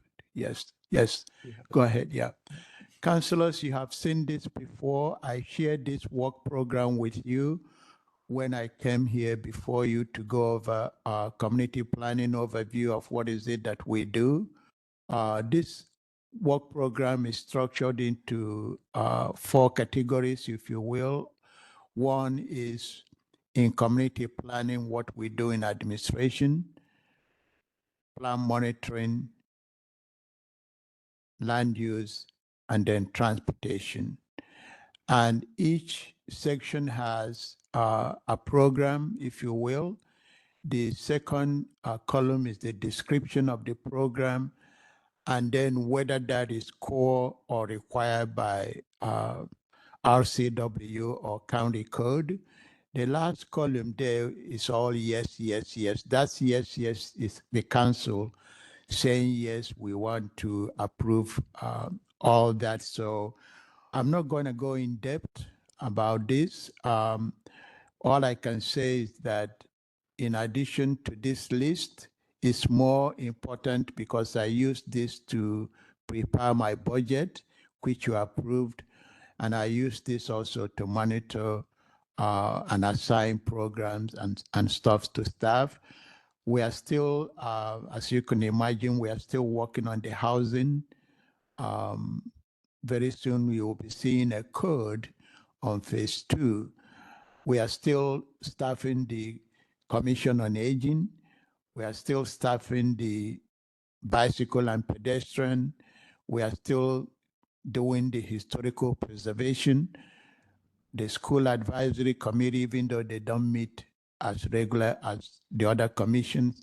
So all those work are still going on, irrespective of the fact that I and my staff are dedicated to complete the plan update in a timely manner. So if you have questions, I will take them. Otherwise, I will ask for your approval of our 2025 work program, knowing that we are all hands on deck to get the comp plan completed. Council, any questions or comments? Just for, I'm sorry, an approval? Approval, yes, Councilor. I approve. Good.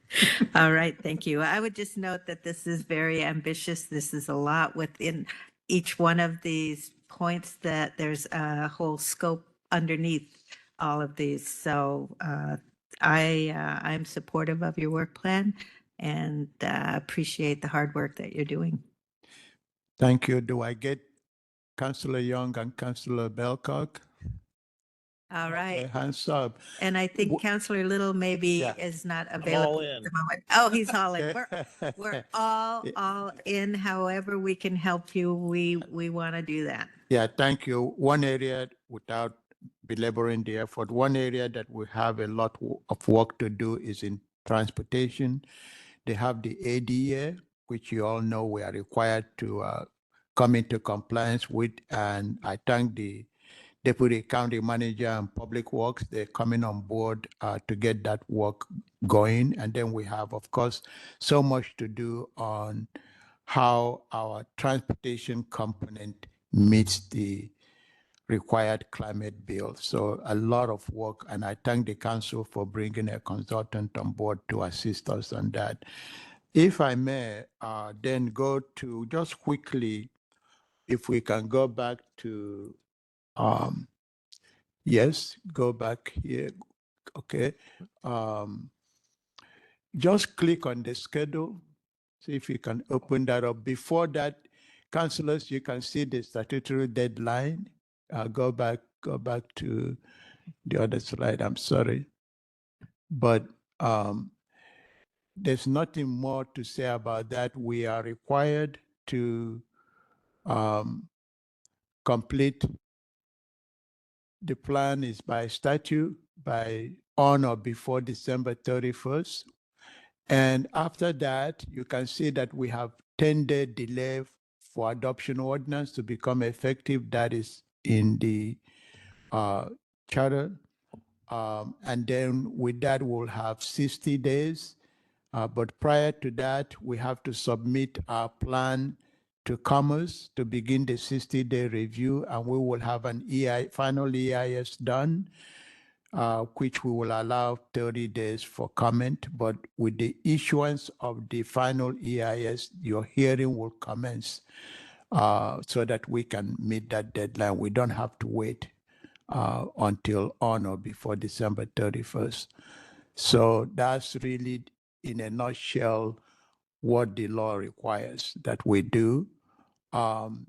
If you click on the schedule, 2025 schedule, This is just to, again, let you know, in terms of where we are still required to complete. This is telling you the SIPA analysis and public review.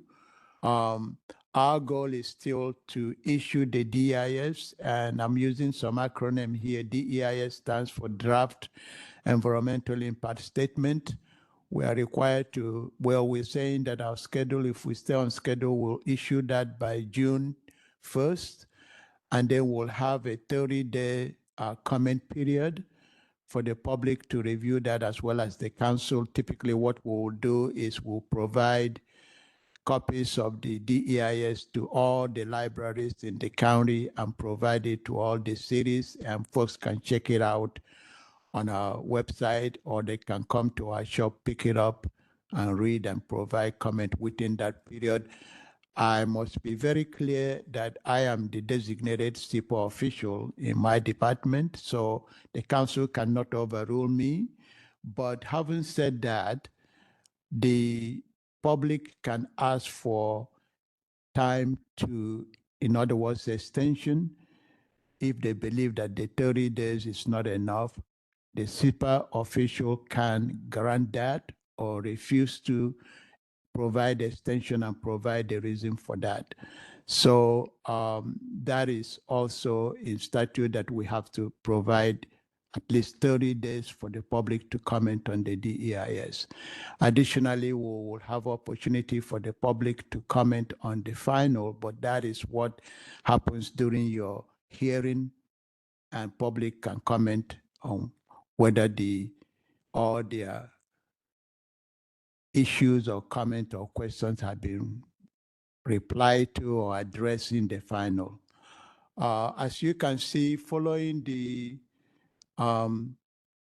following the DEIS, we're already beginning to send or have conversation with our planning commission on the draft amendment to the text. Again, I don't want to bore you. You have seen this before, but we are beginning to take our compliant text. There are about 15 or 16 or 17 chapters. Not all of them are mandated. Some are optional elements that we have on our compliant, like schools and community design. But we are taking the chapters to our planning commission and reviewing it with the public. We are making it available on our website where the public can review that. The reason we are doing that early, there may be some tweak here and there depending on the final preferred plan. We are not at this point, coming up with a capital facilities element, because that will be dependent on the preferred plan when we know exactly what land use we are advancing. We are reaching out to all our service providers to begin to get an idea of what is happening, at least preliminary. And I don't know at what point. I know that the climate committees that are meeting, I think they have maybe one more meeting left. That's going to be very challenging, but I'm assuming that if they have a recommendation coming out of that group, we will like not only the planning commission, but the public, give them opportunity to look at what is it that they're recommending, because the climate bill is new and it's very challenging, but I commend the work that the group are doing. I did attend their last meeting, and I think not their last meeting, but I plan either myself, Jose and I have been alternating who's gonna go and so forth. So maybe at their last meeting, which is it today? No, next week. Next week. So, and Chris also attends the meeting. So that's where we are. The reason we are sending the plan text to the planning commission, some of the new councillors, the comp plan document is really big. So we don't want to dump that on them just as a one hearing. We want to give them opportunity to gradually begin to see the chapters and ask us individual staff questions that are working on it. This is what I call a better communication and giving the planning commission enough time to review and ask us questions. So that's where we are. If there are going to be any changes to Title 40, I mentioned that we are working with our consultant on housing to come up with some proposed code. So any changes to Title 40 will be part of the work that we will be doing as part of this plan update. As the council is aware, I've come to you and lamented that the legislature have passed so many bills on housing and other areas where we have to amend our code to be compliant with the new law. So we are working internally, in some cases with April staff. Some we are asking them to do through the biannual, and some is more complicated that we are taking on. So all that work is being done, and then we will move quickly into this work will get us into October, and then we move into the adoption process. As you can see here, I did mention that we are supposed to submit our initial 60-day review to Department of Commerce. We are looking at doing that between maybe in August. I don't want to, this schedule is too tight, so, but I'm saying I'm not gonna be moving and changing anything, even though I say subject to change. I wanna keep to it, but where there is flexibility, I will grant that. And then you can see here, when we will be going, we are going to be having joint council and planning commission hearing, just for the council to hear the testimony all at once. You're not going to be deliberating with the planning commission. You will go away and the planning commission will deliberate separately and make a recommendation to you, but you would have heard the testimony all at once. So that's the beauty of having a joint council and PC hearings. We're looking at that in November. And finally, coming to you, I know this is budget time.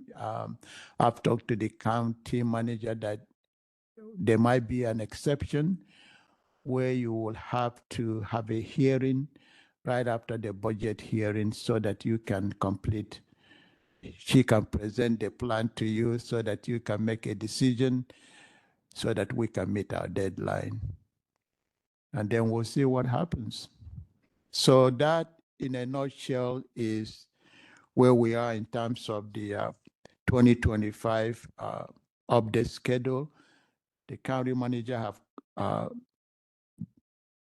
really covered the issues that we wanted to share with you. I think the 184 site-specific, those are 184 parcels.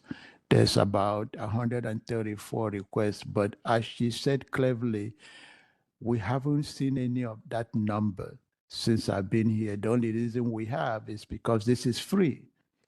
And everybody is just throwing whatever at us to see what sticks. Typically, we get about, highest is about 8, 10. If we get a 10 in a given year in terms of site-specific requests, that's huge. I have to assign it to not one person, but individual other staff to help out. But that's typically what happens. But I will stop there and see if you have any questions. I don't want to go into details about any other conversation. Thank you for taking your time, this council time, to let you know where we are and get direction from you. As the county manager indicated, the current RFP isn't going to get you what you're looking for, but I'm not going to revisit that issue. So thank you for the direction that you provided. Thank you, Oliver and Jose. And I think for the counselors, we can look at this schedule and plan any vacations accordingly if there's something that is important for you to weigh in on. And I would just note, August, we will be selecting our preferred alternative, and that is really where things, the rubber meets the road, so to speak, and the public will be weighing in.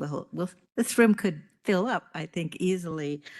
Just one question. I noted that, but I haven't tuned into the Planning Commission meetings, but of those chapters that you are sharing with them, will those presentations come to the council as well, or should we tune into the Planning Commission meetings? Two things, tune into the PC meeting at your convenience, but yes, you will come to the council. Yep. Thank you. Any other questions or comments from the council? Okay, I think we're good. Thank you very much. Thank you. Okay. New business. Are we ready for new business? I don't think we have anything. Nope, no new business today. Okay, councilor reports. Oh, Councilor Young.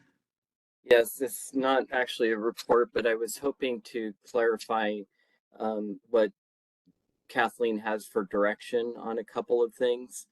The first would be, the discussion that we just had with inviting the cities and the RFP for the resource study.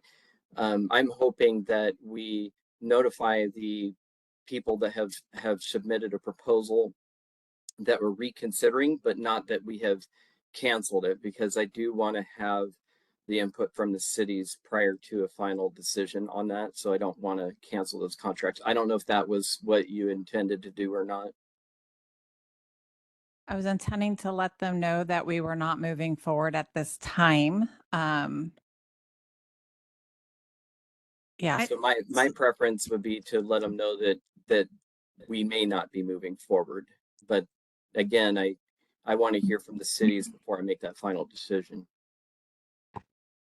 I feel like we can reopen that topic and hear from everyone, but I feel like that direction was given not to do the resource study. And I think indicating that it will be done at some point and communicating that with the cities, I believe that was the direction that was given. Yeah, and an updated resolution will be coming back to council solidifying that direction at a Tuesday meeting. Yeah, that was not quite my intent. I mean, to me, I don't really see any purpose in inviting the cities to come and offer their thoughts on how they might be impacted if we've already pulled the plug on it. So it was and I may have misunderstood, but it was my understanding that we were going to communicate with the cities first verbally and then in writing stating that we're not moving forward with the resource study land and that they need that we respect and value their opinions on their range or their community. So they need to submit an alternative that does not include a de-designation of a parcel. And of course, they can certainly come on a Tuesday meeting and provide public testimony. My preference would be not to pull it, but I may be the only one here. So if that's the case, then unless I hear otherwise, I think you may be the only one. Sounds like it. Okay, but thank you for that input. Yes. Yeah, so, I support then, sorry. Oh, go ahead, Councilor Little. Yeah, I understand those concerns. I support the decision that was made as Kathleen described it. Okay. And then just last question is, can you keep us with the communication with Carillon? Could you keep us like up to date on that whenever there is communication? I'd just like to stay on top of that. Great. Yeah, Thank you. of That's course. all I have. And then once anything gets solidified with mental health or any of that, of course, all of that will come back on a Tuesday meeting as well. But yes, we will keep you up to date on any discussions and how we're going. Okay, thank you. Okay, any other councilor reports? I have a brief report. A request came in from the Discovery Clean Water Alliance. They would like a letter of support for their congressionally directed spending earmark for 2026. Their asking, I think, for a couple $1 million for, let me see if I've got this straight, oh,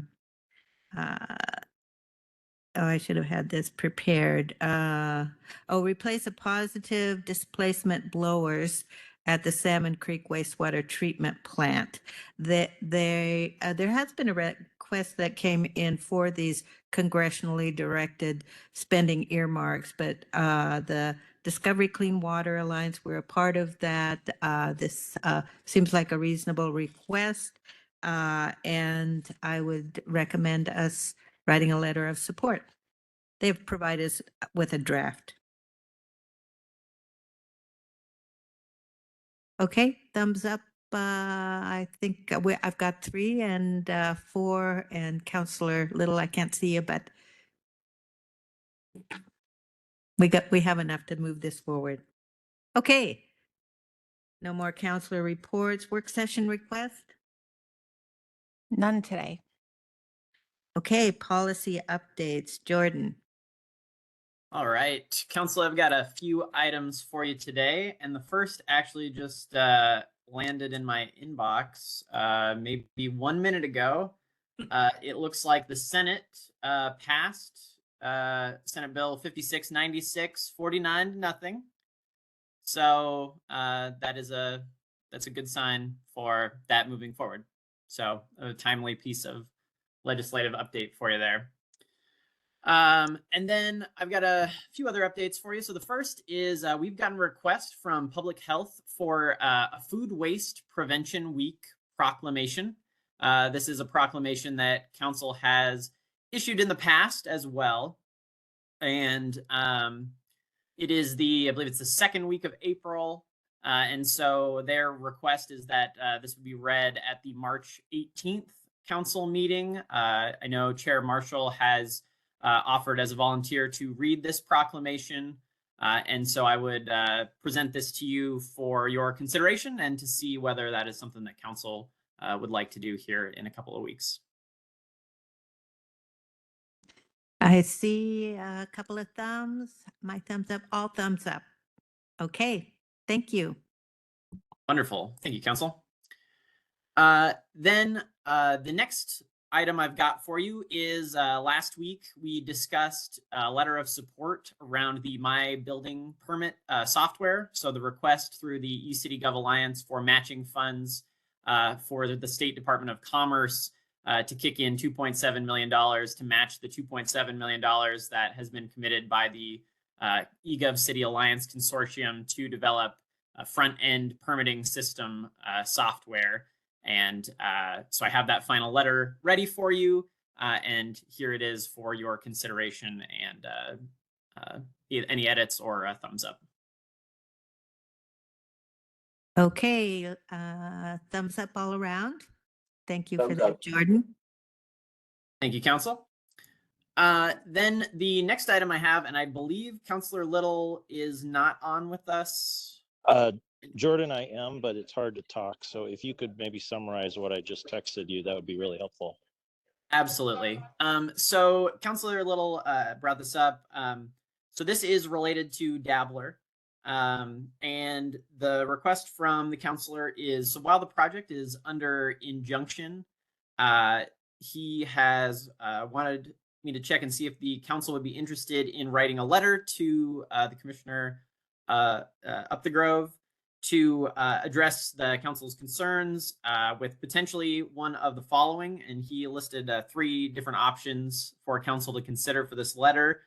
The first would be asking for a new cut to be proposed in one of the nearby DNR units that has less quality owl habitat and is less structurally diverse.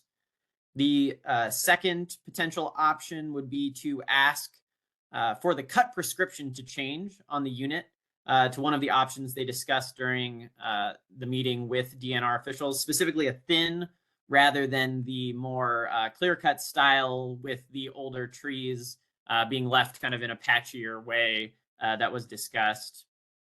And then finally, and maybe as a minimum, a letter that would request that DNR ask for a healthy buffer to be placed between the designated old growth stand As you'll recall, next to the Dabbler stand, just to the northwest side of that unit, there's an old growth stand directly adjacent to the cut area, and asking for a buffer to be placed between the old growth section and what will be cut. And so present those three options to council as a request if you are interested in writing a letter to the commissioner related to all or any of those. And just to clarify, this is Matt. We just wanted to present those options in order of preference, where they could select any of them or all of them. Okay, council, your thoughts? Chair. I think it sounds good. To me, it's a very reasonable request. Go ahead, Councilor Fuentes. Jordan, what was the first question? Or the first option? Can you repeat that, please? Absolutely. The first one on there was asking for a new cut to be proposed in one of the nearby DNR units that has less quality owl habitat and is less structurally diverse. Thank you. Do we know anything about the status of the injunction? And I'm just wondering, because they've already contracted with Stimson, I believe, that would mean changing the contract that they have with the harvester? Yes. So my understanding is a temporary restraining order was granted. My understanding is that the next hearing for this injunction is on the 21st. So in a few weeks here. And at that time, they'll decide whether or not the process can move forward, or whether the injunction will stand and the lawsuit will move forward. And the lawsuit would be to prevent the cut altogether. Yes, that is my understanding, that the lawsuit is seeking to stop the cut entirely. Well, I guess on the one hand, it sounds like this could be a reasonable request, but I think on the other hand, it may be not something that could be achievable by the DNR.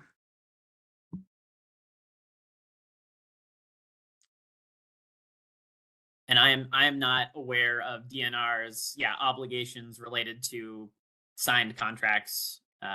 So I'm not sure what their ability to take any of those actions might be. Chair? Yes, please go ahead.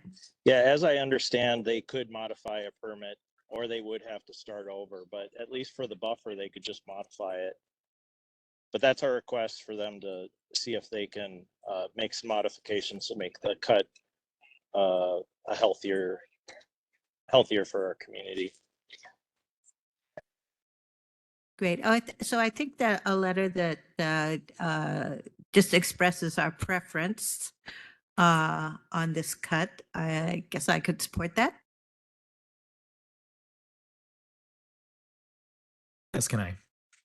Although I wonder if he's reading our letters, but we can send him one. Right. And then I think we still have the opportunity to follow up with DNR as far as a tour of their lands and further discussion down the road, and hopefully have Commissioner Up the Grove join us at one of our meetings. Yes, and I can. Oh, sorry. I'm sorry. Councilor Belcott, did you have any comments? No, it sounds good to me. I support it. Okay, there you go. Okay, Jordan, what else? Wonderful, thank you. And I just wanted to also report that I have been in contact with Commissioner Up the Grove's staff, and so we'll be working to find some time for him to join council. And I know DNR staff is also interested in being able to provide a tour to any counselors who are interested, perhaps in late spring or early summer. So some of those details are information is getting figured out, but I have been following up on that, and more to come on some of that for council as well. Right, and I think in our future, there's broader discussions about forests related to the evaluation that we'll be doing and just getting a closer understanding of forests and how our legacy lands program might intersect there. So all good. Anything else? Yes, the final item I've got for you this afternoon, Chair, is related to resolutions around the interstate bridge replacement. I know you had asked if I might tee this topic up. There are a number of resolutions on the County Council website related to the County Council's stance on the interstate bridge replacement project and a few different white papers and things like that. It sounded like some that perhaps council might be interested in writing another resolution clarifying their current feelings about the project. And so I wanted to raise that as if that's something council would like to give direction on moving forward on something like that. Have councilors had an opportunity to read those previous resolutions? Yes, Councilor Belcott. Yes, Chair. I was wondering if we want to reverse course on this, wouldn't we have to have a public hearing? Since these resolutions have been, some of them go back years and they're the same opinion. So how would that work? Thank you for that question. I'm looking to the county manager. I'm not sure if we held public hearings for those, maybe.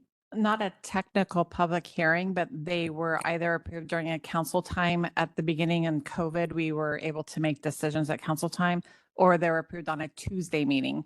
Sometimes Tuesday meeting and public hearing are used at the same time, but they do not require a public hearing. I would say if there's any resolution that council wants to do would need to be approved on a Tuesday meeting.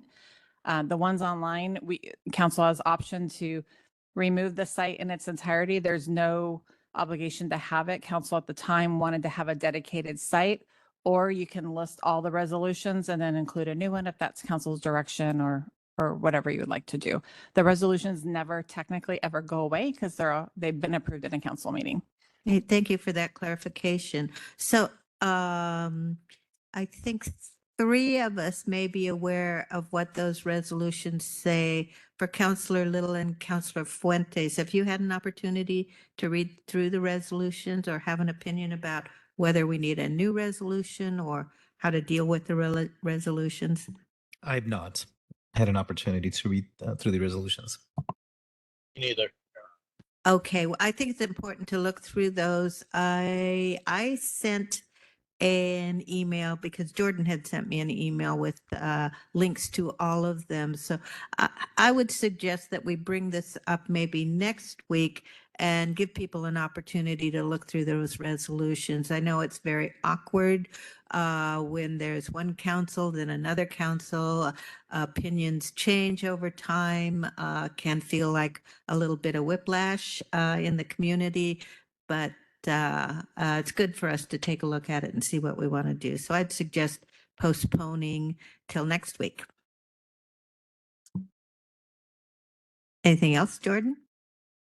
That is all I've got for you today. That's great. Yes, Amber? Chair, I just want to mention to council that we conducted our Agricultural Advisory Commission interviews this week and the end of last week. And good timing with our conversation about natural resource study and all the pieces that the Agricultural Commission can give to that. I did not know through the time of our interviews that we have some of the richest soil similar to the Willamette Valley up in our area. And it will be a good voice to lend to the Planning Commission. We conducted 25 interviews. We had great interest in that commission, and those will coming to Kathleen for approval and then forward to a council meeting after those are accepted. So I just wanted to bring that up to council. Question, Amber, really quick. Yes. We have similar soil as the Willamette Valley, or are we in the Willamette Valley? I don't know if you learned that. I'm curious. So I asked similar questions because it was an interesting topic that many folks brought up about how rich our soil is up here in many, many areas. And the biggest piece that they brought up is that we do have some differences based on geography through Clark County is so different from east to west, but that many of our soil along the I-5, and I'm looking to Chair Marshall for this, is very rich, like the Willamette Valley. So that's how they interpret it. The experts did to me. I'm not an expert. So. We are considered northern Willamette Yeah. Valley in terms of soils. Okay, thank Yes. you. And then I just wanted to say thank you to Bart Ketching and Lauren Henriksen with Public Health and Community Planning that helped do this while we're in our comprehensive plan and shared the heavy lifting along with me. Great. Thank you all. That's really great. And I was heartened at the community response to the opening of the application. So looking forward to that. Anything else? Okay. Then we'll move on to executive session 9.1, potential litigation, RCW 42.30.110, paren 1, paren little I, for 5 minutes. But I would like to give us a few minutes to, since we haven't had a break. So maybe we'll come back at 3:25. Does that seem reasonable? Okay. We'll reconvene after the executive session.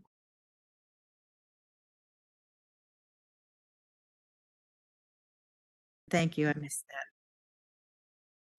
Oh, and there will be potential after action from the executive session. Thank you. Okay, the council has returned from executive session. Are there any motions? Yes, Chair. I move to approve the request that Clark County provide for the defense and indemnification of the individually named defendants in the lawsuit entitled O'Neill Payne III versus Clark County et al. Pursuant to Clark County Code 2.97.025. Thank I you. Is there a second? I Moved second. and- Thank you. Moved and seconded. All those in favor say aye. Aye. Aye. Thank you. That concludes our business. So without objection, this meeting is adjourned.